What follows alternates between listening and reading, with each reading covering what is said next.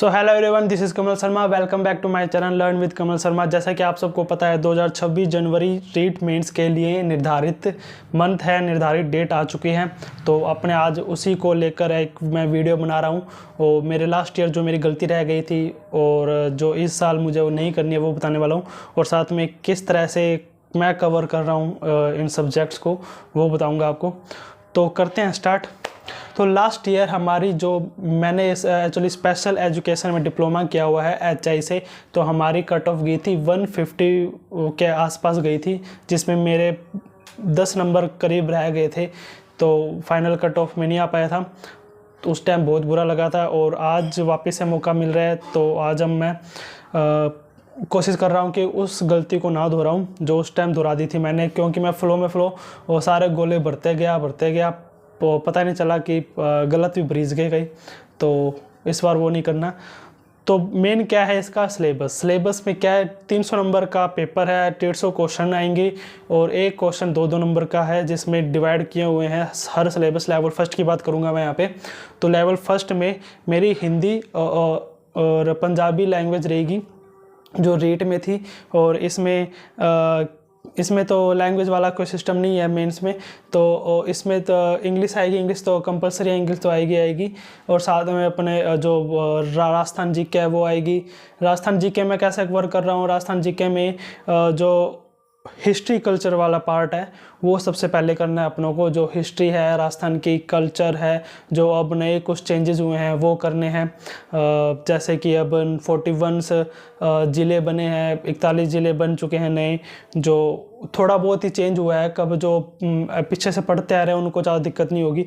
41 ज़िले बने हैं, थोड़े बहुत हुए हैं, 9-10 ज़िले ऐड हुए हैं, उनको ही याद करना है। बाकी सब कुछ सेम है, जियोग्राफी सेम है। सबसे पहले अपना वो इनका हिस्ट्री कवर करना है और कल्चर कवर करना है। हिस्ट्री और कल्चर को साथ में लेके चलेंगे तो जल्दी कवर होगा। फिर उसके बाद अपना को जियोग्राफी उठानी है, राजस्थान की जियोग्राफी करने के बाद अपने आएंगे जो बाकी के जो सब्जेक्ट्स है, जैसे 5 सब्जेक्ट है इसमें, हिंदी, इंग्लिश, ये जो रीति विज्ञान वाले दे रखे हैं, जो ये विज्ञान हो गया, मैथ हो गया, ये ऐसे करके 5 सब्जेक्ट हैं, उनको करना है। उनके टॉपिक्स भी थोड़े ही हैं, ज़्यादा नहीं है। एक गाइड ला सकते हैं, एक अच्छी गाइड ला सकते हैं जिस पे भरोसा कर सकते हो आप। तो उसमें से आप ये जो भी विद्यालय विषय हैं, जो भी सब्जेक्ट हैं, उनको आप कवर कर सकते हैं। लेकिन ये तो आप बाद में भी कर सकते हो। सबसे पहले अपनों को हिस्ट्री और कल्चर कवर करना है राजस्थान का, जो कि ज़्यादा वेटेज रखता है। उसके बाद अपने जो रीति विज्ञान वाले हैं वो करने हैं, ठीक है। फिर उसके बाद अपनों को जो इसके शैक्षणिक विधियाँ हैं वो करनी है, जो कि फटाफट हो जाती हैं, लेकिन उनको याद रखना बहुत मुश्किल काम हो जाता है। याद भी रखना है उनको। और साथ में उसके बाद अपनों को करना है जो कि साइकोलॉजी है, CDP जिसको बोलते हैं, चाइल्ड डेवलपमेंट पेडागोजी हो गया या साइकोलॉजी बोल लो, जो भी मनोविज्ञान है उसको करना है। उसके आप एक अच्छी से अच्छी बुक लेकर आएँ। और जैसे कि मेरे पास है सीखवाल की बुक है, मैंने लास्ट ईयर भी सीखवाल पढ़ी थी और इस साल भी सीखवाल पढ़ रहा हूँ। तो सीखवाल के अंदर मुझे एक चीज़ अच्छी नहीं लगती, क्योंकि उसमें ज़्यादातर परिभाषाएं दे रखी हैं और एक टॉपिक के बाद इतनी सारी परिभाषाएं हैं, कम से कम 12-15 परिभाषाएं दे रखी हैं। तो परिभाषा को आप छोड़ सकते हो, जो इम्पोर्टेंट परिभाषा है वो आप कर सकते हो, बाकी आप छोड़ सकते हो। बाकी जो सीखवाल बुक है बेस्ट है। लेकिन अब एक और बुक आई है जिसमें काफ़ी छोटा कर दिया उसको, सीखवाल वाली बुक को, मतलब जो इम्पोर्टेंट दे रखे हैं वो वाली बुक है। मैं आपको बुक मेंशन कर दूंगा, डिस्क्रिप्शन में उसका नाम लिख दूंगा, ठीक है। तो शिक्षा मनोविज्ञान है, भाटिया आश्रम के बुक है वो पब्लिश करते हैं, तो वो कर सकते हो आप। तो मैं अपना बताता हूँ मैं क्या कर रहा हूँ। मैं सबसे पहले अपना हिस्ट्री और कल्चर कवर कर रहा हूँ, जो कि अपनी RBSC की बुकें हैं, ऑथेंटिक बुक्स हैं, उनको कवर कर रहा हूँ। और फिर उसके बाद जियोग्राफी है, जो कि राजस्थान अकादमी की जो बुक आती है, हिंदी अकादमी की जो बुक आती है राजस्थान की, और हरिमोहन सक्सेना जी की वो बुक है मेरे पास, वो मैं कर रहा हूँ। उसके बाद इंग्लिश की तो नॉर्मल जो अपनी बुक मिल जाती है SSC लेवल की या फिर छोटे मोटे एग्ज़ाम लेवल की इंग्लिश का, उससे हो जाएगा। लेकिन इस बार इंग्लिश जैसे पिछली बार डायरेक्ट क्वेश्चन पूछे थे, डायरेक्ट क्वेश्चन नहीं पूछे इंग्लिश में। इस बार इंग्लिश में थोड़ा बहुत घुमा के पूछेंगे, क्योंकि 4-5 लाइन दे देंगे, ऊपर लिखा होगा उसके अंदर, और फिर वो उसके आंसर पूछेंगे। इस बार थोड़ा अलग सा आएगा इंग्लिश का, जहाँ तक मुझे लग रहा है।